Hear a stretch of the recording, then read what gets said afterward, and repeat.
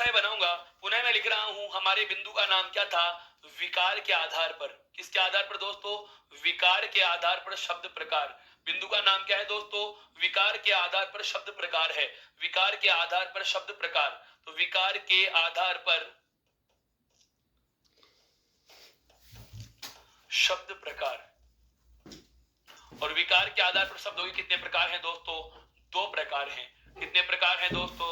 2 प्रकार हैं। हाँ बिल्कुल, बहुत मजा आ रहा है सेशन में, सारी चीजें समझ में आ रही हैं। समझ में इसीलिए आ रही हैं दोस्तों कि आपको रटाने का कोई प्रयास नहीं किया जा रहा। हर एक पहलू को बहुत विस्तार से समझा रहा हूं आपके सामने, ताकि आपको पुनः इस चीज का केवल दोहरान करने की आवश्यकता रहे। याद करने के नाम पे या समझने के नाम पे किसी भी प्रकार का कोई संकोच आपके जहन में शेष न रहे। बहुत आराम से समझिए दोस्तों इस चीज को। तो विकार या रूप परिवर्तन या बदलाव के आधार पर शब्दों के कितने प्रकार हैं दोस्तों? 2 प्रकार हैं, जिसमें पहला नाम आपके सामने आ रहा है। पहला नाम आता है दोस्तों क्या? विकारी शब्द। पहला नाम क्या आ गया दोस्तों? विकारी शब्द। किसे कहा जाएगा? अब मैं इसको परिभाषा के शब्दों में बांधता हूं। अब मैं इसे परिभाषा के शब्दों में बांध रहा हूं दोस्तों। जैसे इसकी परिभाषा हो जाएगी क्या?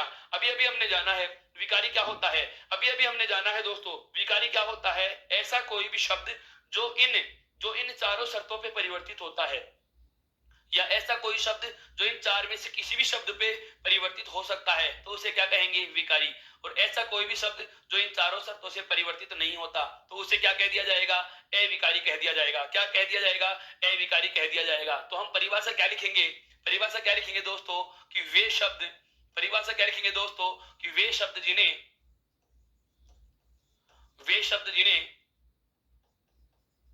लिंग, वे शब्द जिन्हें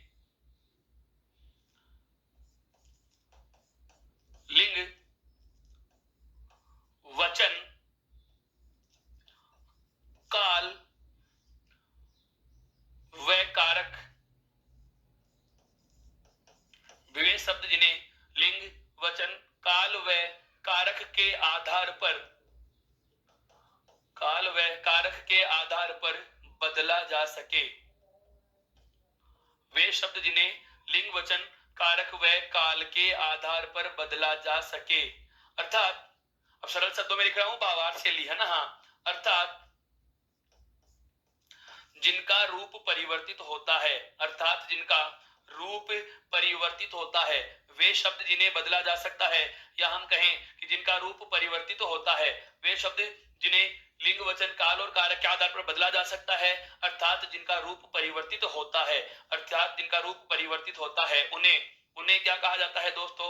उन्हें विकारी शब्द कहते हैं। उन्हें क्या कहते हैं दोस्तों? विकारी शब्द कहते हैं। अभी कौन कौन से होते हैं, यह चीज तो हमने बात ही नहीं की है। इसके उदाहरणों की चर्चा तो की ही नहीं। मैं तो केवल आपको परिभाषा और ये शब्द समझा रहा हूं कि है क्या। अभी उदाहरण तो आपके सामने ऐसे रख दूंगा, आपको इतना अच्छा लगेगा दोस्तों, एक अलग ही, बिल्कुल बिल्कुल एक अलग ही अनुभूति होगी कि यह बिंदु इतना सरल था, हमें पता ही नहीं था। आज तक हम बहुत बार पढ़ चुके हैं दोस्तों, लेकिन इस चीज पर कभी गौर ही नहीं की। अभी आपके सामने रखने वाला हूं, तब तक आप केवल और केवल इस परिभाषा पे ध्यान दीजिए। क्या? कि अविकारी शब्द किसे कहा जाएगा। हमारी परिभाषा कौन सी है दोस्तों? अविकारी शब्द किसे कहा जाएगा। और अविकारी शब्द की परिभाषा में हम क्या लिख सकते हैं? कि वे शब्द, इसकी ठीक विलोम हो जाएगी क्या? कि वे शब्द जिन्हें लिंग, वचन, वे शब्द जिन्हें लिंग, वचन, काल व कारक, वे शब्द जिन्हें लिंग, वचन, काल व, वे शब्द जिन्हें लिंग, वचन, काल व कारक के आधार पर बदला नहीं जा सकता। वे शब्द जिन्हें लिंग, वचन, काल व कारक के आधार पर बदला नहीं जा सकता, कारक के आधार पर बदला न जा सके। अर्थात जिनमें यानी कि परिवर्तन नहीं होता, बदला नहीं जा सकता। अर्थात जिनका रूप परिवर्तित नहीं होता, अर्थात जिनका रूप परिवर्तित नहीं होता, अर्थात जिनका रूप परिवर्तित नहीं होता मेरे दोस्तों। वे शब्द जिनमें कोई विकार नहीं उत्पन्न हो सकता, जिन्हें हम बदल नहीं सकते, जो जैसे हैं वे वैसे ही रहेंगे। अर्थात जिनका रूप परिवर्तित नहीं होता, उन्हें क्या कहा जाएगा मेरे मित्रों? उन्हें अविकारी शब्द कहा जाता है। उन्हें क्या कहा जाता है दोस्तों? उन्हें अविकारी शब्द कहा जाता है। उन्हें क्या कहा जाता है दोस्तों? अविकारी शब्द कहा जाता है। आप यहां तक की बात समझ चुके होंगे मेरे मित्रों, बहुत अच्छे से समझना, बहुत अच्छे से समझना इस बात को। उन्हें अविकारी शब्द कहा जाता है। उन्हें क्या कहा जाता है दोस्तों? अविकारी शब्द कहा जाता है। ये केवल मैंने आपको विकारी और अविकारी शब्द की परिभाषा किसको समाहित करते हुए ली है दोस्तों? अभी अभी हमने जाना था क्या कि विकारी और अविकारी शब्द इन चारों शर्तों पे बदलते हैं, तो इन चारों शर्तों पर जो बदलाव होता है उसे ही तो विकारी कहेंगे, और इन चारों शर्तों पर जो शब्द नहीं बदले उसे क्या कह दिया? अविकारी कह दिया दोस्तों। क्या कह दिया? अविकारी। तो परिभाषा क्या बोलेंगे एक बार सुनना, कि वे शब्द जिन्हें लिंग, वचन, काल और कारक, चारों शर्तें आ गई, वे शब्द जिन्हें लिंग, वचन, काल और कारक के आधार पर बदला जा सके, वे शब्द जिन्हें लिंग, वचन, काल और कारक के आधार पर बदला जा सके दोस्तों, तो वो शब्द तो क्या हो जाएगा? विकारी। वो शब्द तो क्या हो जाएगा दोस्तों? विकारी। और वे शब्द जिन्हें इन चारों शर्तों पर नहीं बदल सकते, वे शब्द जिन्हें लिंग, वचन, काल व कारक के आधार पर बदला नहीं जा सकता, अर्थात जिनका रूप परिवर्तित नहीं होता, वो क्या कहलाते हैं मेरे दोस्तों? अविकारी कहलाते हैं। समझ में आ गया सर? बहुत अच्छी बात है दोस्तों, आप इससे जुड़ पा रहे हैं, समझ पा रहे हैं। एक बार आप इसकी परिभाषा की स्क्रीनशॉट लीजिए ताकि मैं उदाहरण पे चलूं।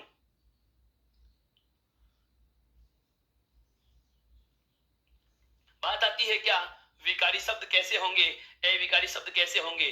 अब सुनिए, हमें यह भी पता चल चुका कि विकारी शब्द किसे कहा जाता है, हमें यह भी पता चल चुका अविकारी शब्द किसे कहा जाता है। दूसरी बात, हम यह भी जान चुके हैं कि विकारी शब्द विकारी क्यों बने, क्योंकि उन्हें लिंग, वचन, काल और कारक में से किसी भी शर्त पे हम बदलने को चाहें या बदलना चाहें तो परिवर्तित हो सकते हैं। दूसरी बात, हमें यह भी पता है कि अविकारी शब्द अविकारी क्यों कहलाता है। क्यों?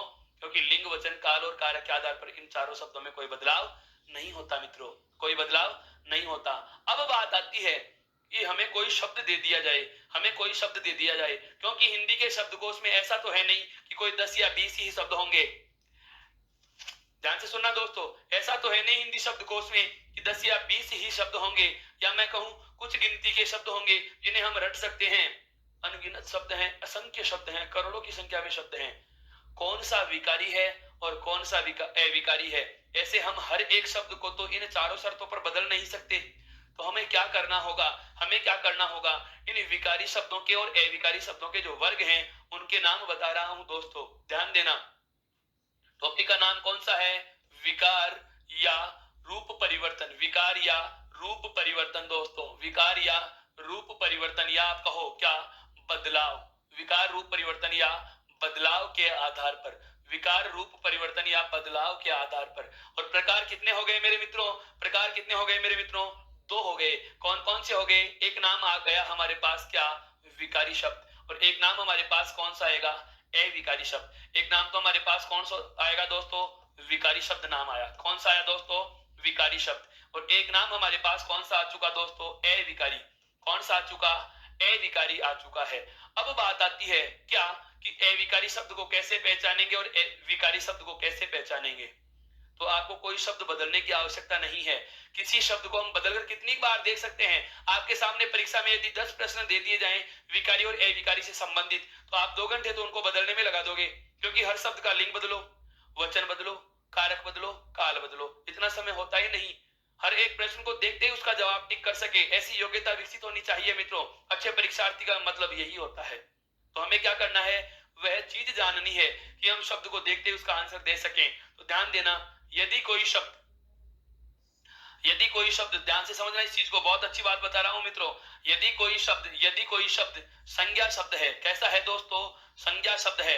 यहाँ पर संज्ञा भी कह सकते हो, संज्ञा भी कह सकते हो, इसका ध्यान रखना। इसको हम प्रचलित अर्थ में गय से उच्चारण करते हैं, किसको? गय को। किसको? गय को। हम प्रचलित अर्थ में गय से उच्चारित करते हैं, जबकि वास्तविक इसका उच्चारण होता है वो दोस्तों क्या होता है? जय होता है। क्या होता है? जय होता है। यह चीज ध्यान रहे दोस्तों, यह चीज ध्यान रहे दोस्तों। मेरे कहने का आशय यह है कि इसे आप संज्ञा भी बोल सकते हो और इसे आप संज्ञा भी बोल सकते हो, इसे आप संज्ञा भी बोल सकते हो और इसे आप संज्ञा भी बोल सकते हो। यह दोनों बातें आपको ध्यान रखनी है। तो हमारे पास विकारी के रूप में कौन सा आया? एक तो संज्ञा, दूसरा जो विकारी शब्द होता है दोस्तों, वह होता है क्या? सर्वनाम। वह क्या होता है मेरे मित्रों? सर्वनाम होता है। अर्थात मेरे कहने का आशय यह है दोस्तों कि यदि कोई शब्द ध्यान देना संज्ञा है तो वह विकारी है, यदि कोई शब्द सर्वनाम है तो वह विकारी है। यदि कोई शब्द विशेषण है, यदि कोई शब्द विशेषण है तो वह भी क्या है दोस्तों, विकारी है। यदि कोई शब्द विशेषण है तो वह भी विकारी है। और यदि कोई शब्द क्रिया है, क्रिया, तो वह भी क्या होगा दोस्तों, विकारी होगा। वह भी क्या होगा दोस्तों, विकारी होगा। अब हमें ये बात बहुत अच्छे से पता चल चुकी है, अब हमें ये बात अच्छे से पता चल चुकी है। अब हम किसी शब्द को बदलेंगे नहीं, अब हम किसी शब्द को बदलेंगे नहीं। हमें केवल इतना जानना है, संज्ञा क्या होती है, सर्वनाम क्या होता है, विशेषण क्या होता है, क्रिया क्या होती है। चार बड़े टॉपिक हैं, चारों को हम बहुत विस्तार से पढ़ने वाले हैं। फिर हम डायरेक्ट आंसर चुनेंगे, सीधे ही आप उत्तर तक जा सकते हो कि यदि कोई शब्द संज्ञा का उदाहरण है तो जाहिर सी बात है विकारी शब्द होगा। जैसे राम व्यक्तिवाचक संज्ञा होती है। अब आप इसको, राम को लिंग वचन काल कारक के आधार पर बदलने की आवश्यकता नहीं। राम शब्द संज्ञा शब्द है तो आप सीधे कह दोगे क्या, विकारी है। ऐसे यदि कोई भी शब्द सर्वनाम शब्द है तो वह भी क्या होगा, विकारी होगा। यदि कोई शब्द विशेषण है तो वह भी क्या है, विकारी है। और यदि कोई शब्द क्रिया है तो वह भी क्या होगा, विकारी होगा। जैसे राम लिख दिया, लड़का शब्द है, कुछ भी शब्द हो सकता है। जैसे मैं कहूं उसका, यदि हम इसका लिंग बदलेंगे तो क्या बन जाएगा, उसकी। क्या बन जाएगा, उसकी। ध्यान रखना। जैसे विशेषण की बात करते हैं दोस्तों, कि विशेषण शब्द विकारी कैसे होता है। जैसे यदि कोई व्यक्ति या कोई वस्तु आकार में बड़ी अधिक है तो हम उसे बोल सकते हैं क्या, मोटी। क्या बोल सकते हैं दोस्तों, मोटी। अगर कम है तो हम बोलते हैं पतली। इस प्रकार से यदि वह पुल्लिंग में होगी तो उसको क्या बोलेंगे, मोटा। क्या बोलेंगे, मोटा। अर्थात इसका लिंग और वचन परिवर्तित हो रहा है। क्रिया को जैसे बात करें, जैसे मैंने कहा राम चलता है, फिर मैंने कहा राधा चलती है, अर्थात चलता, चलती। और एक और मैं कहूं जैसे लड़के चलते हैं। तो इस प्रकार से हम कह सकते हैं कि संज्ञा भी विकारी शब्द है, सर्वनाम भी विकारी शब्द है और विशेषण भी विकारी शब्द है। अब बात करते हैं हम दोस्तों अविकारी शब्दों पे। अब बात करते हैं दोस्तों अविकारी शब्दों को देखते ही कैसे पहचाने। तो देखिए अविकारी शब्द कौन कौन से होते हैं दोस्तों, कौन से। तो अब देखते हैं हम क्या कि अविकारी शब्द कौन कौन से होंगे। जैसे हमें पता चल चुका कि विकारी शब्द तो चार हैं, ठीक उसी प्रकार से दोस्तों, ठीक उसी प्रकार से अविकारी शब्द भी कितने होंगे, चार ही होंगे। अविकारी शब्दों का एक नया नाम और बता देता हूं दोस्तों। अविकारी शब्दों को आप चाहो तो अव्यय भी कह सकते हो। ये बिल्कुल नया नाम है आप लोगों के लिए। अविकारी शब्द को दूसरा नाम दिया जाता है। वह क्या नाम होता है मेरे मित्रों, अव्यय शब्द होता है। क्या होता है, अव्यय। सर ये अव्यय चीज क्या होती है। हाँ बिल्कुल, आपका पूछना लाजमी है मेरे मित्रों, आपका पूछना लाजमी है, क्योंकि मैंने फिर से नया शब्द बोल दिया। इसलिए तो कहता हूं हर एक बात को बड़ी गौर से सुनो, हर एक बात को बड़े धैर्य से और निरंतरता के साथ सुनिए। आराम से समझ में आने वाली चीजें हैं। मैंने इसमें कुछ नया नहीं बताया, कुछ ज्यादा नहीं बताया, कुछ ऐसी भाषा शैली का मैं प्रयोग नहीं कर रहा हूं कि आपकी समझ से ही परे हो। मेरे मित्रों केवल और केवल आप मनोयोग से सुन भी लोगे इस कक्षा को तो संपूर्ण चीजें, मैं कह सकता हूं पूरी व्याकरण क्लियर हो जाएगी। आप अगर इसको सुन भी लोगे, लिखा हुआ कुछ याद नहीं रह रहा, कोई बात नहीं है। यदि सुना हुआ अगर ज्ञान भी आपके दिमाग में रुक गया तो आपका बेड़ा पार हो सकता है दोस्तों। तो ध्यान देना, अविकारी शब्द का दूसरा नाम क्या होता है, अव्यय होता है। पहले इस अव्यय शब्द को समझेंगे कि अव्यय क्या चीज है।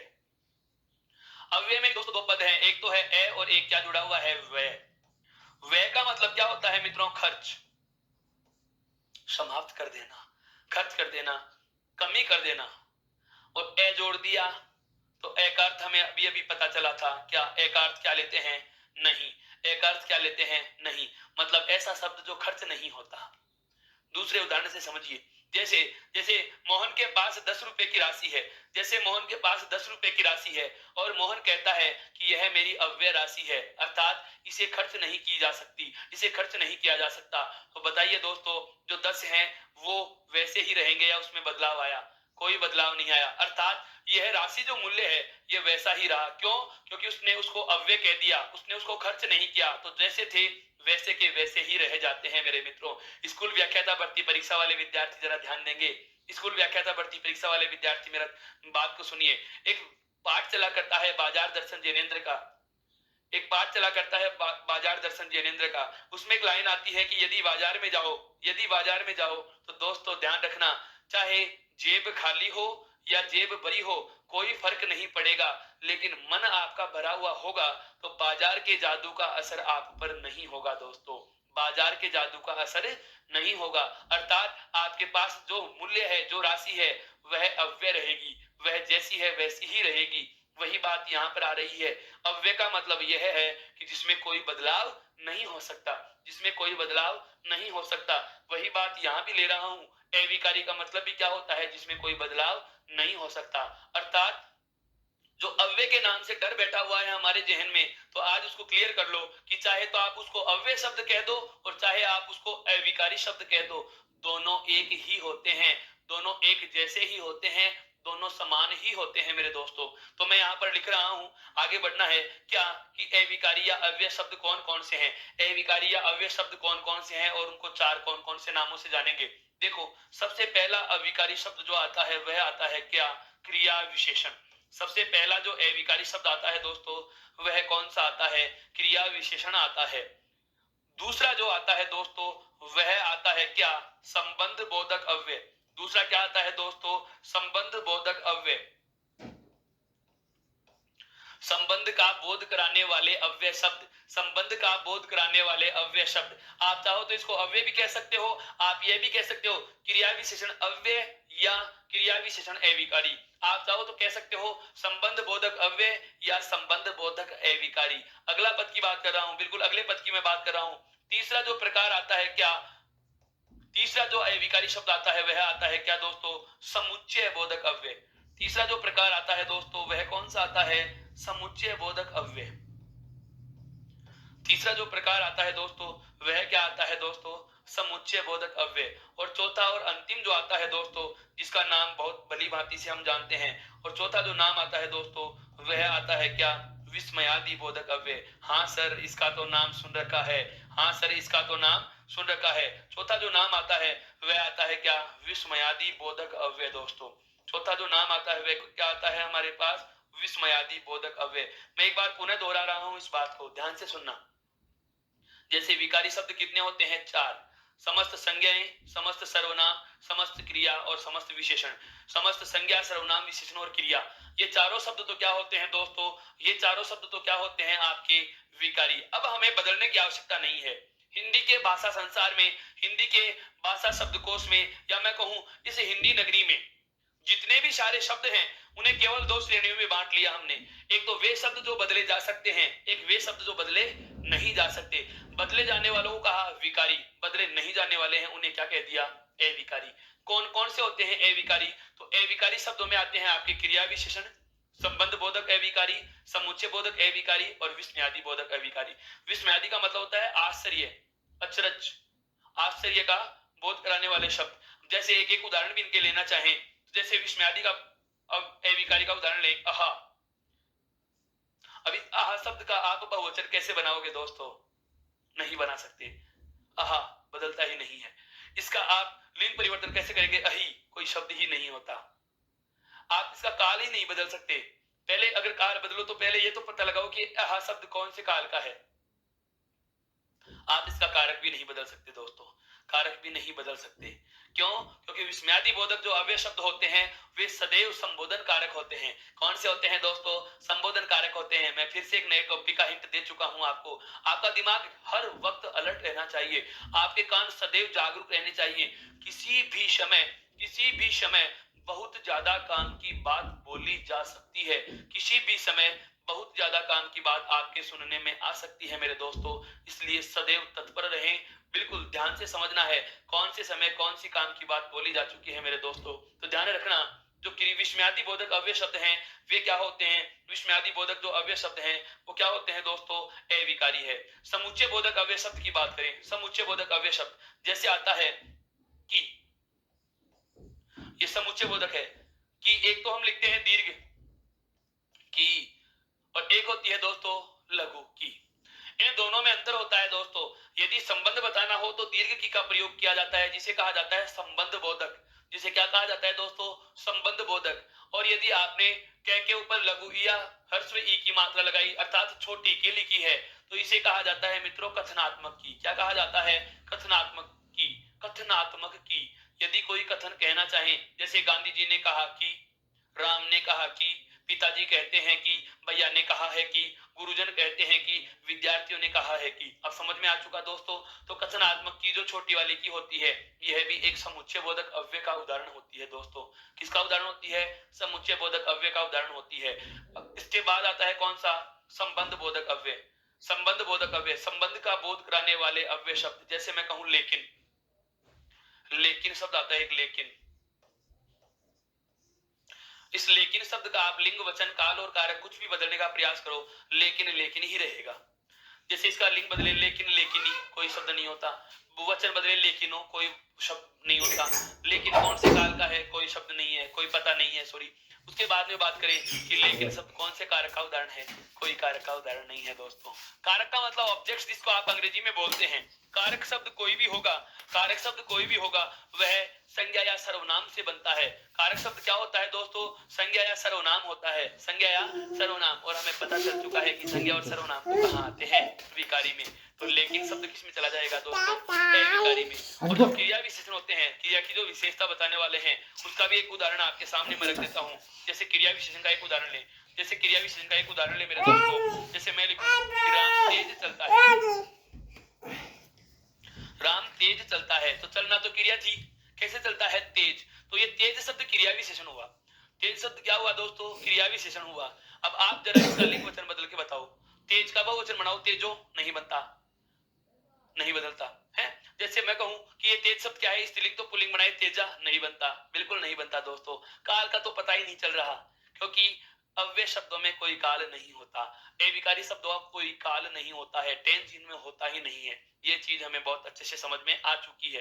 क्या समझ में आ चुकी? कि विकारी शब्द किसे कहा जाएगा, अविकारी शब्द किसे कहा जाएगा। इसे एक बार मैं वापस से दोहरा रहा हूं दोस्तों, एक बार मैं इसे वापस से दोहरा रहा हूं। हमारा जो चौथा और अंतिम आधार है जो शब्दों को पढ़ने का, शब्दों को बांटने का, वह कौन सा है? विकार, रूप परिवर्तन या बदलाव के आधार पर शब्दों के प्रकार कितने होते हैं? तो विकार, रूप परिवर्तन या बदलाव के आधार पर दोस्तों शब्दों के कितने प्रकार हैं? दो प्रकार हैं। एक नाम आ गया विकारी, एक नाम आ गया अविकारी। विकारी का मतलब बदलाव होने वाले, अविकारी का मतलब बदलाव नहीं होने वाले। बदलाव होता किससे है? लिंग से होता है, वचन से होता है, काल से होता है और कारक से होता है। अर्थात किसी भी शब्द को या तो लिंग से बदल सकते हैं, या वचन से बदल सकते हैं, या काल से बदल सकते हैं, और या फिर कारक से बदल सकते हैं। जिनमें इन चारों शर्तों में बदलाव होता है वो होगा विकारी, और नहीं होता तो वो क्या हो जाएगा? अविकारी। जैसे कि हमने परिभाषाएं बनाई कि वे शब्द जिन्हें लिंग, वचन, काल और कारक के आधार पर बदला जा सकता है, अर्थात जिनका रूप परिवर्तित होता है, वे शब्द विकारी कहलाते हैं। और जिन शब्दों को इन चारों आधारों पर, जिन शब्दों को लिंग, वचन, कारक और काल, वे शब्द जिन्हें लिंग, वचन, काल और कारक के आधार पर बदला नहीं जा सकता दोस्तों, बदला नहीं जा सकता दोस्तों। अर्थात जिनका रूप परिवर्तित नहीं होता, जिनका रूप परिवर्तित नहीं होता, ये क्या कहलाते हैं? अविकारी शब्द कहलाते हैं। अविकारी शब्द और विकारी शब्द कौन कौन से होंगे? तो उसकी पहचान के लिए मैंने आपको बताया कि विकारी शब्द भी हिंदी में कितने प्रकार के हैं? 4 प्रकार के हैं। कितने प्रकार के हैं दोस्तों? 4 प्रकार के हैं। संपूर्ण हिंदी के शब्दकोश में जितने भी शब्द हैं, हम उन्हें 2 भागों में बांट चुके हैं दोस्तों। एक नाम हमारे पास आ चुका है, कौन सा? विकारी। कौन सा नाम आ चुका है? विकारी। और एक नाम हमारे पास आ चुका है, कौन सा? अविकारी। तो समस्त संज्ञा, सर्वनाम, विशेषण और क्रिया तो क्या होती है दोस्तों?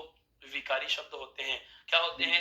विकारी शब्द होते हैं। और समस्त क्रिया विशेषण, संबंध बोधक अव्यय, समुच्चय बोधक अव्यय और विस्मयादि बोधक अव्यय, ये चारों के चारों शब्द क्या होते हैं मेरे मित्रों? अविकारी शब्द होते हैं। इस प्रकार से यह आपका विकार या परिवर्तन या रूप परिवर्तन या बदलाव के आधार पर शब्दों का प्रकार जो था, इसमें 2 प्रकार आपके पूर्ण हो जाते हैं।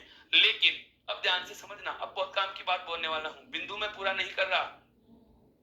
ये केवल और केवल शब्दों के प्रकार ही पढ़ रहे थे, और शब्दों के प्रकार पढ़ते पढ़ते हम ऐसी जगह आ चुके हैं जहां से हमें 8 बड़े टॉपिकों के नाम मिल गए। कौन कौन से नाम मिल गए? देखिए, 4 तो हमारे सामने बड़े बिंदु आ चुके हैं, संज्ञा, सर्वनाम, विशेषण और क्रिया। और 4 अविकारी के रूप में भी बड़े नाम आ चुके हैं, क्रिया विशेषण, संबंध बोधक अव्यय, समुच्चय बोधक अव्यय और विस्मयादि बोधक अव्यय। अर्थात मेरे कहने का आशय यह है मेरे मित्रों कि अब हमें 8 इन बड़े टॉपिकों पर चर्चा आरंभ करनी है। 8 बड़े टॉपिकों पर चर्चा आरंभ करनी है।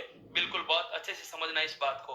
और 8 बड़े टॉपिकों में हम सबसे पहले कौन सा शब्द लेंगे दोस्तों? संज्ञा शब्द लेंगे। कौन सा शब्द लेंगे? संज्ञा शब्द लेंगे। लेकिन उसके पहले एक बार मैं पुनः कहना चाहूंगा कि आप इसका स्क्रीनशॉट लीजिए मित्रों, बहुत काम की बात है। यह चीज हमें याद हो जानी चाहिए कि विकारी शब्द क्या है और अविकारी शब्द क्या है, ये याद क्यों हो जानी चाहिए। इसके लिए एक आवश्यक बात बता रहा हूं। समास, उपसर्ग और प्रत्यय, वापस से सुन लेना दोस्तों। समास, उपसर्ग और प्रत्यय केवल और केवल इन 8 नामों पर निर्भर करते हैं। केवल और केवल इन 8 नामों पर निर्भर करते हैं। यदि यदि हमें याद रहे, यदि हमें प्रत्यय स्मरण रहे किस बात का, कि विकारी शब्द कौन कौन से होंगे और अविकारी शब्द कौन कौन से होंगे दोस्तों, तो समास, उपसर्ग और प्रत्यय कभी गलत हो ही नहीं सकता, कभी गलत हो ही नहीं सकता। इनका उन तीनों बिंदुओं के साथ, इन विकारी और अविकारी शब्दों का उन तीनों बिंदुओं के साथ, समास, उपसर्ग और प्रत्यय के साथ बहुत गहरा अंतर संबंध होता है मेरे मित्रों, बहुत मजबूत संबंध होता है। इनमें प्रगाढ़ता पाई जाती है। आप समास को केवल समास के नजरिए से पढ़ते हैं, इसीलिए हमें आज तक समास समझ ही नहीं आया और हमारे पास केवल रटने के अलावा कोई चारा नहीं रहता। लेकिन इस चीज का हमें पता चल चुका है। मैं आपको बताऊंगा जब हम इन 8 बड़े बिंदुओं पर विस्तार से चर्चा करेंगे अभी, तो उसके बाद हम बात करेंगे किस पर? समास पर, कि समास क्या होता है, कैसे बनता है और इन 8 की ही जरूरत क्यों पड़ती है दोस्तों।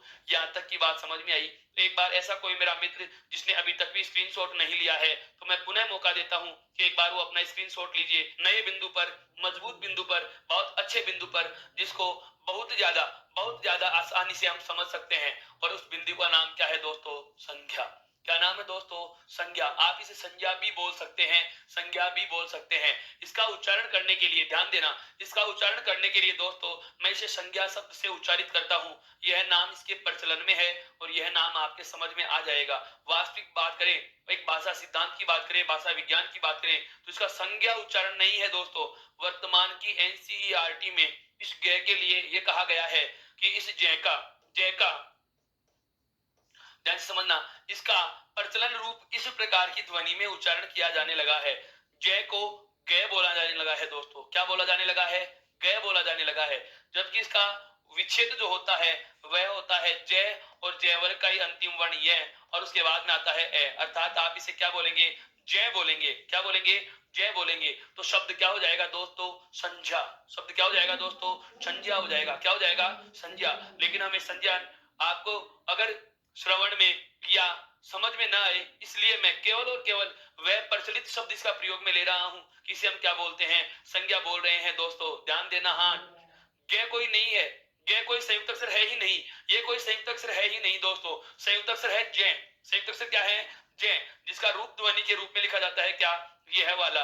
और जैसे हम शब्द बोलते हैं विज्ञान, इसे बोलते हो विज्ञान। विज्ञान यह है, तो बताइए दोस्तों यह क्या है? फिर यह भी विज्ञान और यह भी विज्ञान, दोनों समान है, तो क्या मैं यह लिख सकता हूं? नहीं, नहीं लिख सकता मेरे दोस्तों। ये क्या होता है? विज्ञान होता है। क्या होता है दोस्तों? विज्ञान होता है। इस बात का हमें ख्याल रहे। तो हमारा बिंदु है कौन सा? संज्ञा, जिसको आप बोलते हो वास्तविक नाम है जिसका संज्ञा। अब आती है बात क्या, कि यह है क्या चीज? ये है क्या चीज? बहुत सरल है, बहुत सरल है। मेरे मित्रों के समझ में आ गया कि संज्ञा किसे कहा जाता है। किसे कहा जाता है दोस्तों? सब कोई कह देगा व्यक्ति के, वस्तु के नाम को, जाति के नाम को, भाव के नाम को संज्ञा कह रहे हैं। बिल्कुल दोस्तों, आपका सोचना और आपका कहना सही है, क्योंकि हमने ये चीज बहुत अच्छे से पढ़ रखी है। दूसरी तीसरी कक्षा में जब हम पढ़ रहे थे, हमें जैसे ही हिंदी भाषा का बिल्कुल पठन जब समझ में आया, जैसे हमें पढ़ने की योग्यता विकसित हुई, उसी के साथ साथ एक व्याकरण का बिंदु एक विद्यार्थी के साथ जोड़ा जाता है, तो सबसे पहला व्याकरण का बिंदु यही जुड़ता है दोस्तों। मैं ये कह सकता हूं कि जिस प्रकार से वर्णमाला में या जिस प्रकार से वर्णों में स्वर और व्यंजन सीखता है विद्यार्थी, ठीक उसी प्रकार से व्याकरण में सबसे पहले कौन सा बिंदु सीखता है? संज्ञा सीखता है दोस्तों। कौन सा सीखता है? संज्ञा सीखता है। छोटी कक्षाओं की परीक्षाओं के पेपरों में एक प्रश्न तो होता ही होता है, संज्ञा किसे कहते हैं?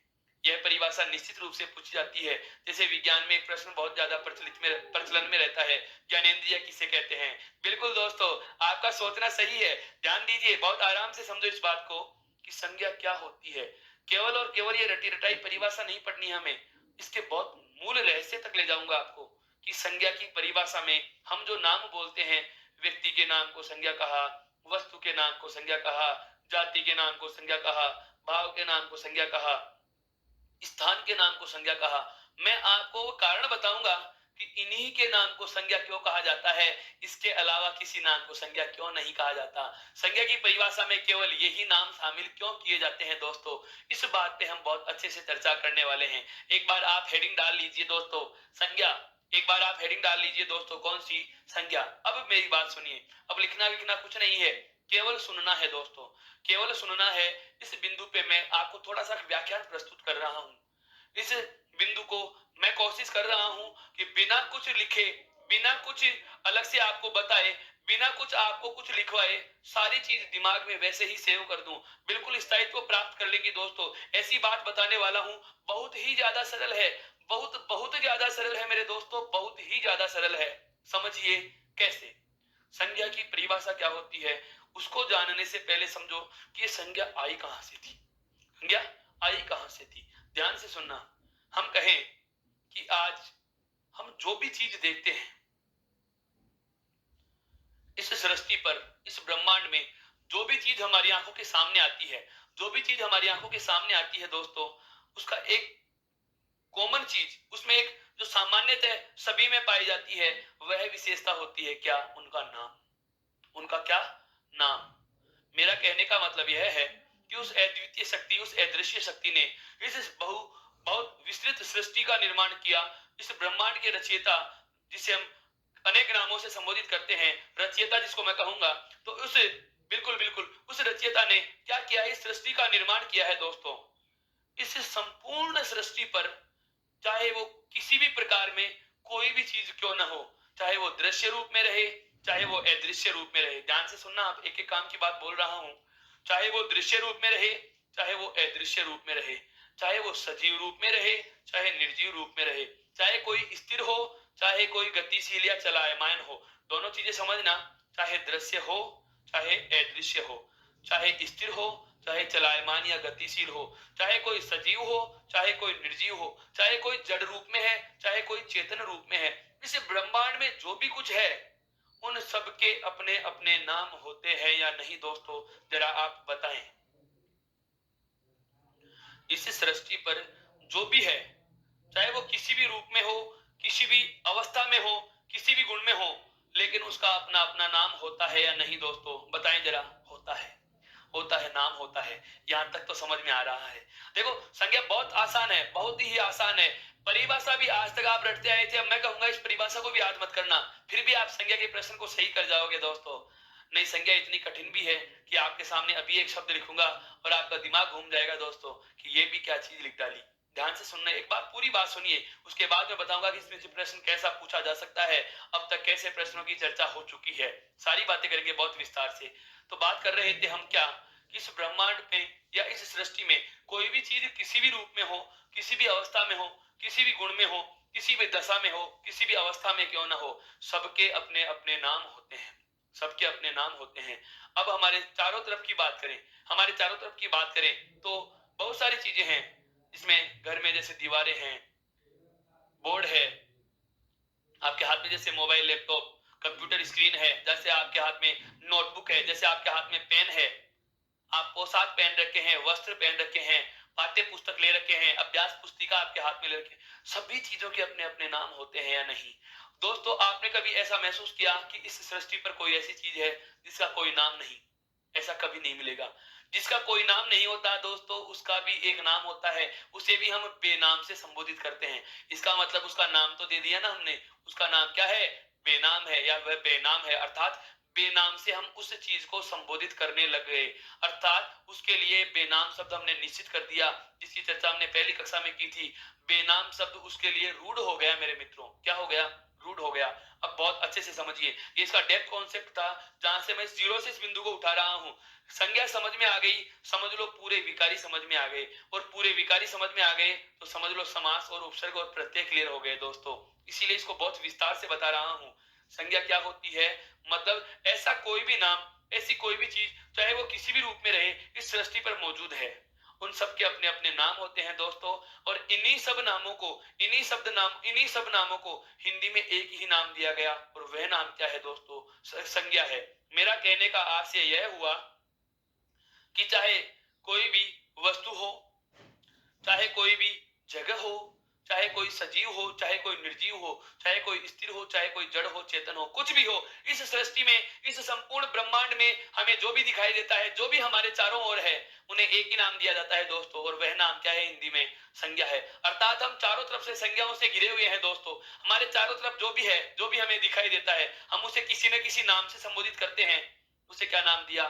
संज्ञा नाम दिया। अर्थात मैं कह सकता हूं कि दुनिया में जो भी नाम है, दुनिया के सब नाम क्या है? संज्ञा है। दुनिया के जो भी नाम है वो सब के सब शब्द क्या है? संज्ञा है दोस्तों, संज्ञा है दोस्तों। यहां तक की बात समझ में आ चुकी। अब इन सब चीजों को मैं परिभाषा में बांधूंगा।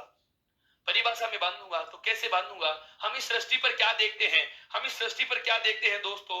या तो हम देखेंगे कोई जगह, हम तो या तो क्या देखेंगे दोस्तों? कोई जगह देखेंगे।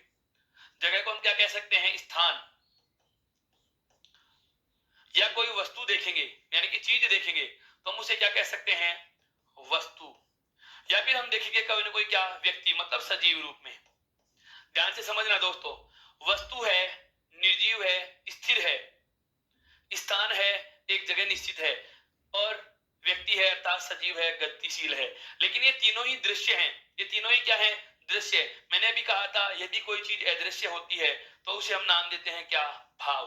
अब आप बताओ दोस्तों, इन चार के अलावा ऐसी कोई चीज होती है क्या जो सृष्टि में है और इनमें नहीं आती? इन चार नामों के अलावा, मतलब कोई स्थान, कोई वस्तु, कोई व्यक्ति और एक भाव, इन चार शब्दों के अलावा कोई ऐसा शब्द बचता है क्या दोस्तों जो इस सृष्टि पर होता है और वो इनमें समाहित मैंने नहीं किया? कुछ भी ले लीजिए, पोशाक वस्तु है। क्यों? क्योंकि ये पहनने की वस्तुएं हैं।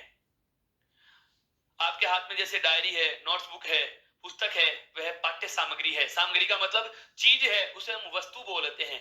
हमारे हाथ में मोबाइल, लैपटॉप, कंप्यूटर स्क्रीन होती है, या एक जो इलेक्ट्रॉनिक गैजेट्स हैं, ये भी क्या है? वस्तु हैं दोस्तों। क्या है? वस्तु। हम जहां बैठे हैं, मैं जहां खड़ा हूं, वह क्या है? एक जगह है, एक स्थान है दोस्तों। वो क्या है? एक स्थान है दोस्तों। यदि हम हमारी बात करते हैं तो हम क्या है? एक व्यक्ति हैं दोस्तों। यदि कुछ दिखाई देता है तो सबके नाम हैं, और सबके नाम केवल इन तीन वर्गों में विभाजित होते हैं, केवल इन तीन वर्गों में विभाजित होते हैं। और ये तीनों के तीनों कौन सी कंडीशन में है दोस्तों?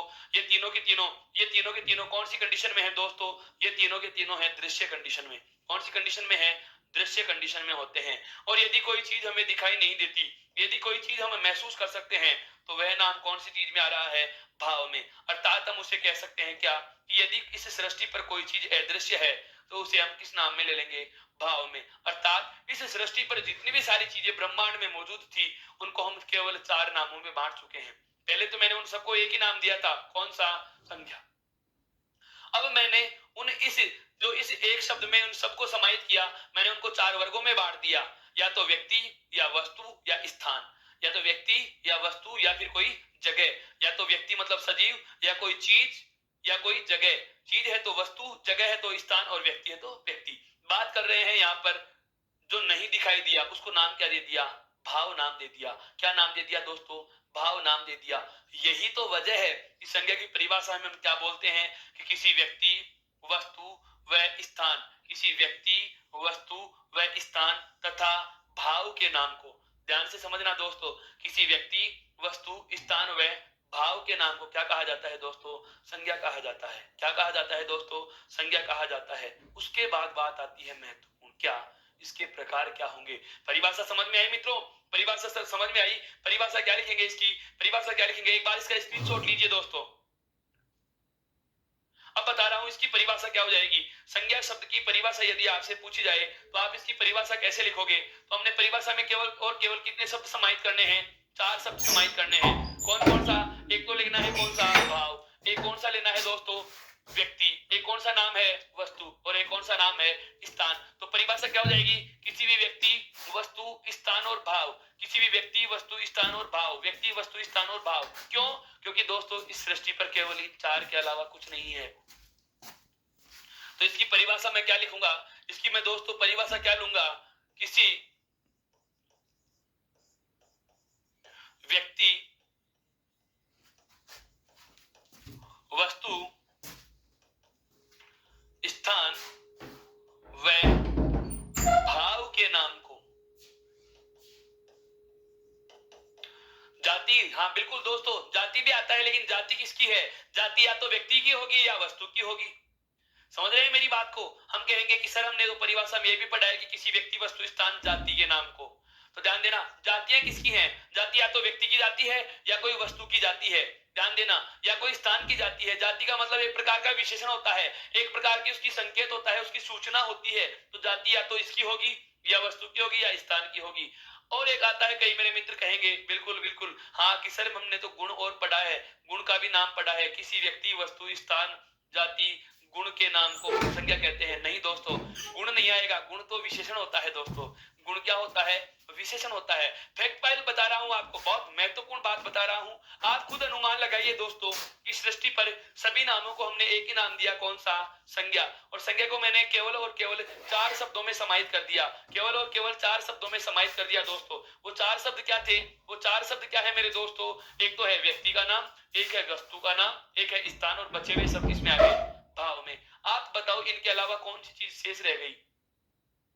इस सृष्टि पर या तो कोई चीज है तो वस्तु है, या कोई जगह है तो स्थान हो गया, सजीव है तो व्यक्ति हो गया, और कोई दिखाई नहीं देता उसको क्या कह रहे हैं दोस्तों? भाव। अर्थात परिभाषा में केवल 4 शब्द काम के, किसी व्यक्ति, वस्तु, स्थान व भाव के नाम को, भाव के नाम को किस नाम से जाना जाएगा दोस्तों? संज्ञा कहा जाता है। क्या कहा जाता है दोस्तों? संज्ञा कहा जाता है। महत्वपूर्ण बात, परिभाषा हमारी पूर्ण हो चुकी है। फिर आती है बात क्या दोस्तों? इसके प्रकार क्या होंगे? संज्ञा के प्रकार कितने होते हैं दोस्तों? बताइए जरा, संज्ञा के प्रकार कितने होंगे?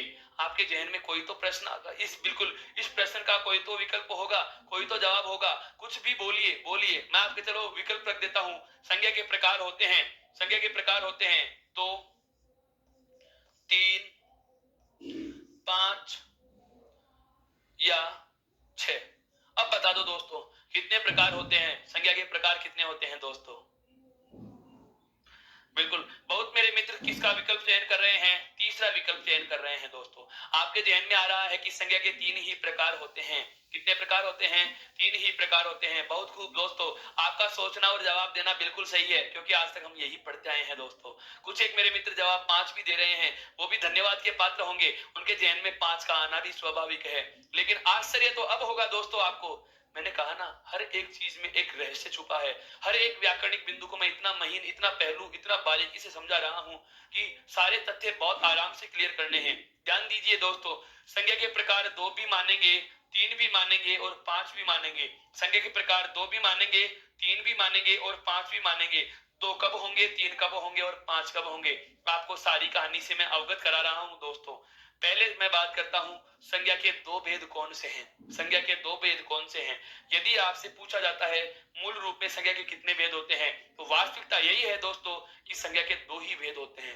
संज्ञा के कितने भेद होते हैं? 2। कौन कौन से? नाम लिख रहा हूं आपके सामने। पहला नाम आता है दोस्तों क्या? वास्तविक संज्ञाएं। वास्तविक न कहो तो आप इसे कह दीजिए दोस्तों, और सरल नाम बता देता हूं, यथार्थवाचक। पहला नाम आता है दोस्तों कौन सा? यथार्थवाचक। क्योंकि वास्तविक नाम आपको किताबों में नहीं मिलेगा, यह मिल सकता है। कौन सा? संज्ञा का पहला जो प्रकार होता है वह कौन सा है दोस्तों? यथार्थवाचक। और दूसरा जो प्रकार है संज्ञा का दोस्तों, वह होता है कौन सा? भाववाचक। वह कौन सा होता है दोस्तों? भाववाचक। मेरे कहने का आशय यह हुआ कि संज्ञा के 2 भेद होते हैं। एक होता है कौन सा? यथार्थवाचक संज्ञा, और एक होता है भाववाचक। सर यथार्थवाचक तो नाम ही नहीं सुना। अभी बताऊंगा दोस्तों यथार्थवाचक कौन सा होता है। भाववाचक तो सुना है, तो चलो बताइए भाववाचक कौन सी होगी? जो नाम सुना है मैं उसी का पूछ रहा हूँ। भाववाचक नाम से आप भली भांति परिचित हो चुके हैं, बहुत पहले से आपने ये नाम सुन रखा है दोस्तों। तो जरा मुझे बताएंगे कि भाववाचक संज्ञा क्या होती है दोस्तों? कुछ एक का बहुत अच्छा प्रयत्न है, बहुत अच्छा। बिल्कुल बिल्कुल, धन्यवाद सभी को। लेकिन ध्यान दीजिए दोस्तों, यथार्थवाचक नाम भी कोई अनजाना और अपरिचित होने वाला नहीं है, यह नाम होता है। अब बता रहा हूं क्या होता है यथार्थवाचक। यथार्थवाचक का अर्थ होता है दोस्तों वास्तविक। अब समझ में आया? यथार्थ का मतलब क्या होता है दोस्तों? वास्तविक संज्ञाएं। यथार्थवाचक संज्ञा को हम क्या कह देंगे? वास्तविक संज्ञा। क्या कह देंगे दोस्तों? वास्तविक संज्ञा। इसका दूसरा नाम समझिए, वास्तविक का मतलब जो कैसे है? दृश्य रूप में है। कैसी संज्ञाएं होती हैं? जो दृश्य संज्ञा होती है। कैसी संज्ञा होती है दोस्तों? जो दृश्य रूप में होती है, हमें जो दिखाई देती है, हमें जो वास्तव में होती है, हमें जो वास्तव में होती है, दिखाई देती है। और जो दिखाई देती है दोस्तों, तो उसका कोई ना कोई रूप रंग आकार भी होता है। जैसे हम भक्ति काल में पढ़ते हैं कि भक्ति काल के, हाँ बिल्कुल, पूर्व मध्य काल में जब भक्ति काल हम पढ़ेंगे हिंदी साहित्य के इतिहास में, तब हम चर्चा करेंगे क्या कि भक्ति के दो रूप प्रचलित थे, एक सगुण भक्ति और एक निर्गुण भक्ति। सगुण भक्ति का मतलब जो अपने भगवान का कोई रूप रंग आकार मानते हैं और मूर्ति रूप में उसकी पूजा करते हैं, अर्थात उनका मानना है कि भगवान वास्तव में हैं, भगवान दृश्य रूप में होते हैं और उनकी कोई निश्चित मूर्ति होती है। तो मूर्त संज्ञाएं, आप इनको क्या कह सकते हो दोस्तों? मूर्त संज्ञा कह सकते हो। क्या कह सकते हो दोस्तों? मूर्त संज्ञा कह सकते हो। अब आती है बात किसकी? भाववाचक की, कि ये भाववाचक क्या कहानी है। भाववाचक इसकी ठीक विलोम स्थितियां में है।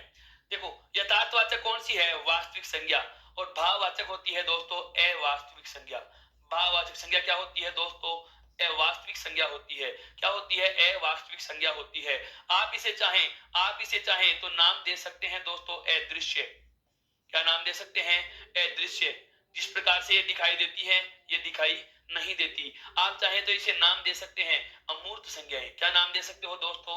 अमूर्त संज्ञा बोल सकते हो। ये नाम तो सर हमने सुने ही नहीं थे। बिल्कुल, ये नाम भी ऐसे बता रहा हूं दोस्तों, बहुत काम की चीजें आ रही हैं आपके सामने। वे नाम जो आपने कभी सुने नहीं है, बिल्कुल ध्यान से समझना। वास्तविक संज्ञा, उसके विलोम में हमने लिख दिया अवास्तविक संज्ञा।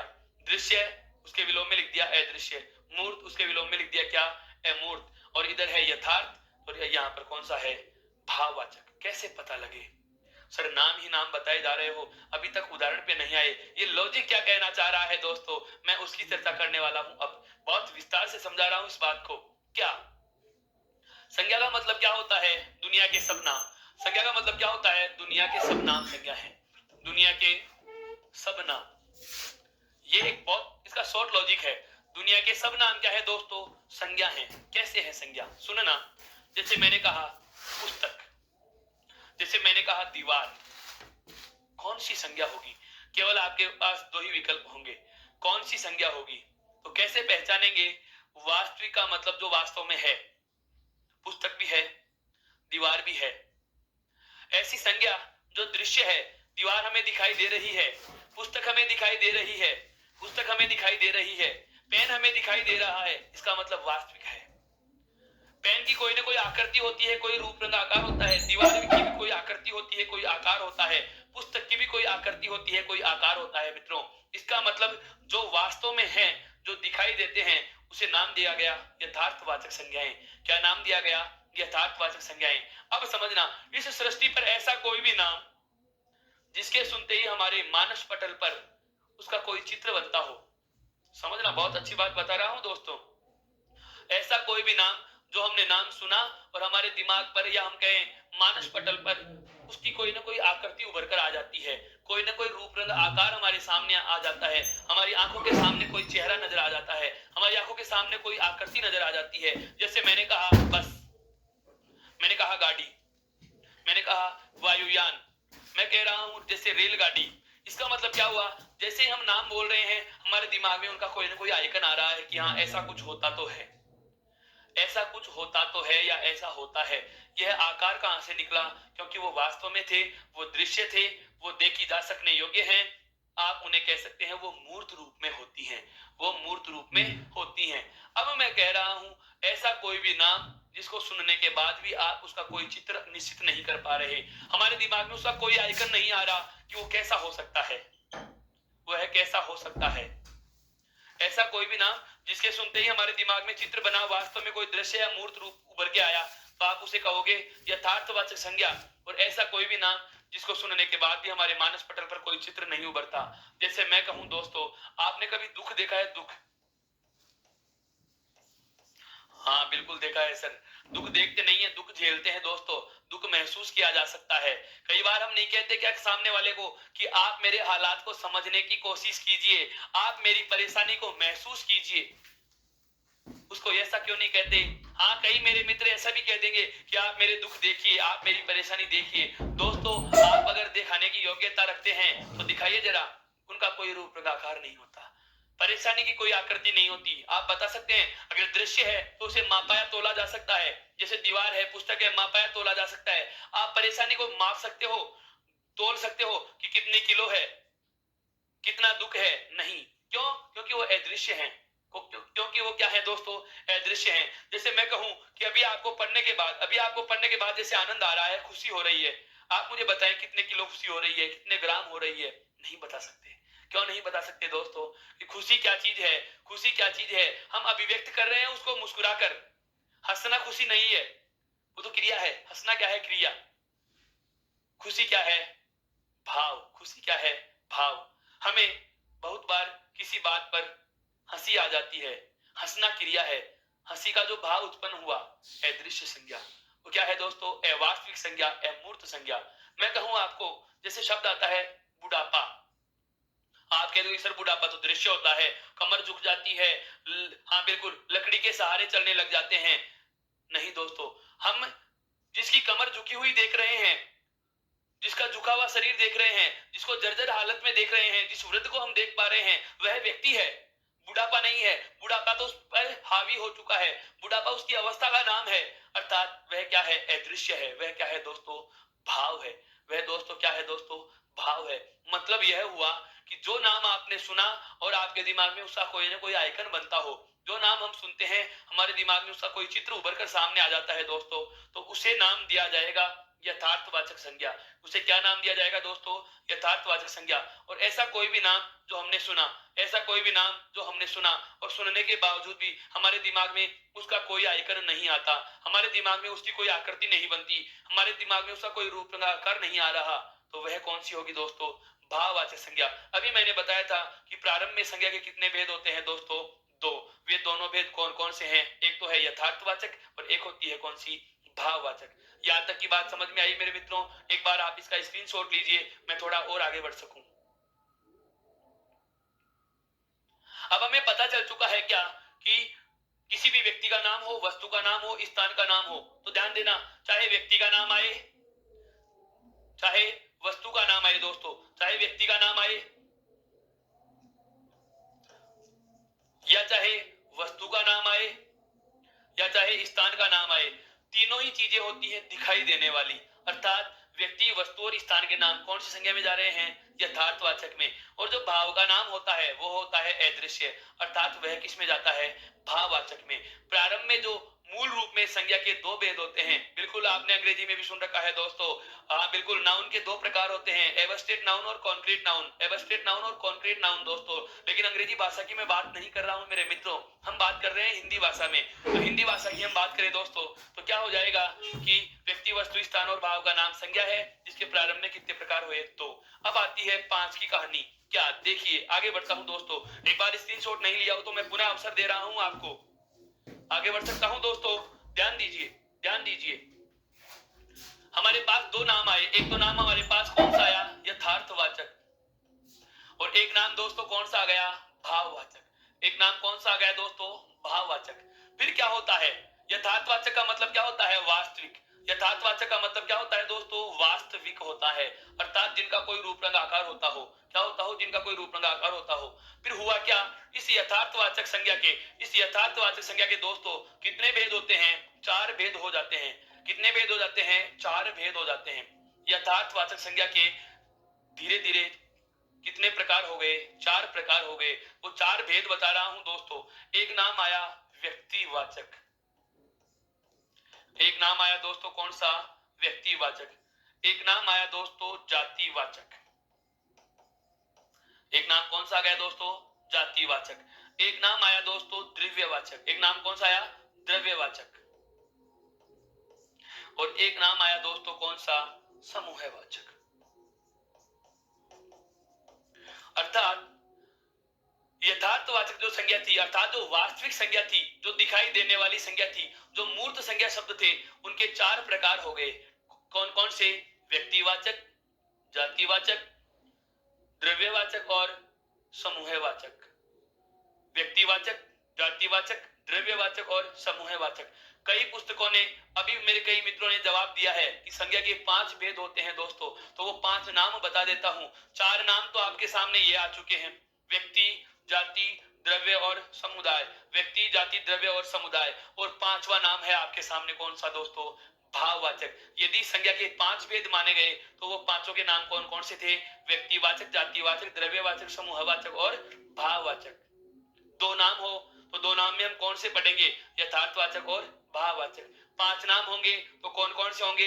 व्यक्ति, जाति, द्रव्य, समूह और भाववाचक। फिर क्या होता है दोस्तों? फिर क्या होता है? अब बढ़ते हैं आगे। द्रव्यवाचक जो संज्ञा होती है इसमें आते हैं पदार्थों के नाम। क्या आते हैं दोस्तों? पदार्थों के नाम आते हैं, पदार्थों के नाम। और जो समूहवाचक होती है इसमें आते हैं आपके क्या? समूह, समुदाय, दल, संगठनों के नाम। किसके नाम आते हैं दोस्तों? संगठनों के नाम। जैसे पंचायत समिति है, लोकसभा सदस्य की जो कमेटी है वह, हमारी जो कक्षा है वह, किसी भी प्रकार से समूह है, जैसे परिवार के सभी सदस्यों का समूह है। ग्रुप की जहां भी बात की जाती है, दल की जहां भी बात की जाती है, संगठन की बात जहां भी बात हो, समुदाय की जहां भी बात हो, समूह की जहां भी बात हो, वह नाम कौन से होंगे? समूहवाचक। और पदार्थों के नाम आ जाते हैं तो वह कौन सा होता है? द्रव्यवाचक। फिर क्या हुआ दोस्तों? फिर क्या हुआ?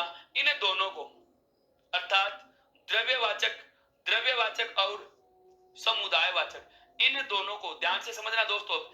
द्रव्यवाचक अर्थात पदार्थों के नाम और समूहवाचक अर्थात समुदायों के नाम, इन दोनों संज्ञाओं को क्या किया गया? जातिवाचक में शामिल कर दिया गया।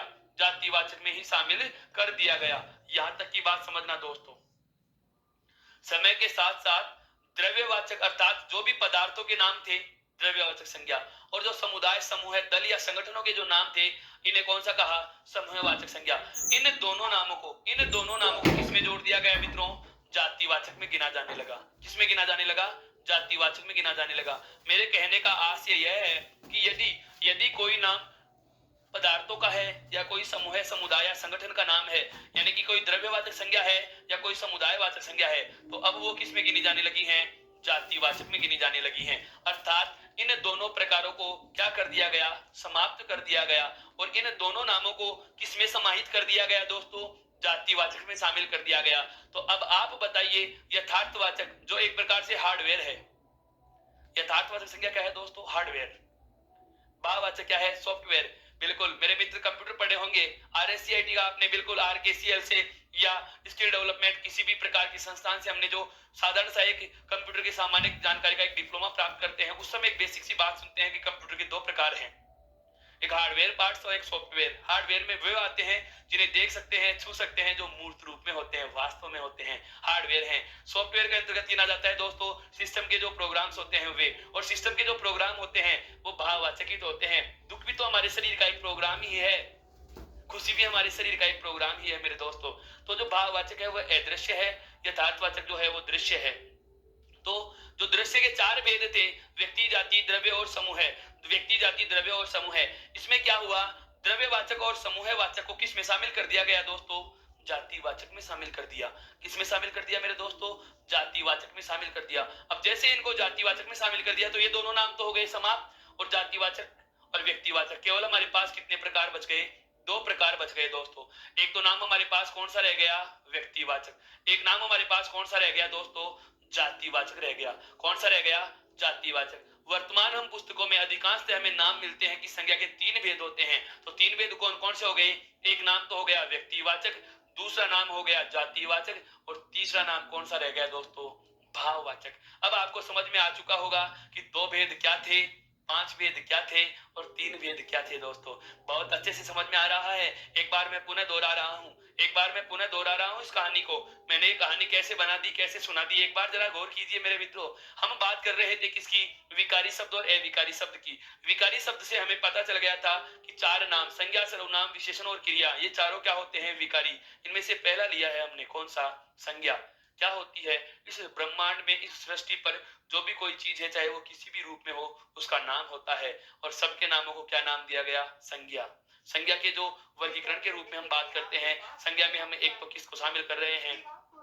व्यक्तियों के नाम, स्थानों के नाम, बिल्कुल, वस्तुओं के नाम और भाव के नाम को संज्ञा कहा। इन चारों के बाद में बात की इसके प्रकार कितने होंगे, तो मूल रूप से कितने प्रकार किए दोस्तों? 2 नाम प्रकार में आए। कौन सा? एक तो आया यथार्थवाचक और एक नाम आया मेरे मित्रों कौन सा? भाववाचक। यथार्थ का मतलब जो वास्तव में है, भाव का मतलब जो वास्तव में है नहीं लेकिन होते हैं, है नहीं होते हैं, दिखाई नहीं देते, अदृश्य हैं। तो जो अमूर्त होते हैं, तो अमूर्त जो नाम है उन्हें हमने नाम दिया है दोस्तों भाववाचक, और जो मूर्त रूप में थे उन्हें नाम क्या दिया, यथार्थवाचक। उसके बाद हमें पता चला कि यथार्थवाचक जो संज्ञा है इसके कितने भेद हो गए दोस्तों, चार। कौन कौन से, व्यक्तिवाचक, जातिवाचक, द्रव्यवाचक और समूहवाचक। फिर क्या किया, द्रव्यवाचक में कौन कौन से नाम आए, पदार्थों के नाम, और समूहवाचक में कौन कौन से नाम आ गए, समूह, दल या संगठनों के नाम। फिर क्या होता है, द्रव्यवाचक और समूहवाचक को हमने किसमें शामिल कर दिया, जातिवाचक में। तो अब हमारे पास यथार्थवाचक के कितने भेद रह गए दोस्तों, केवल दो भेद रह गए। कौन कौन सा, व्यक्तिवाचक और जातिवाचक। और एक प्रकार हमारे पास बचा हुआ है, कौन सा, भाववाचक। अतः अब हम बात करते हैं जिन तीन प्रकारों की, तो तीन प्रकारों के तीन नाम हमारे पास आ चुके हैं, व्यक्तिवाचक, जातिवाचक और भाववाचक। अब हमारी जो बात होगी वह होगी इन तीनों प्रकारों से संबंधित, इन तीनों प्रकारों की परिभाषाओं से संबंधित दोस्तों, इन तीनों प्रकारों से संबंधित और इन तीनों प्रकारों की परिभाषाओं से संबंधित जो बात करेंगे हम दोस्तों अगली कक्षा में। तब तक के लिए धन्यवाद। जय सिया राम, राम राम जी।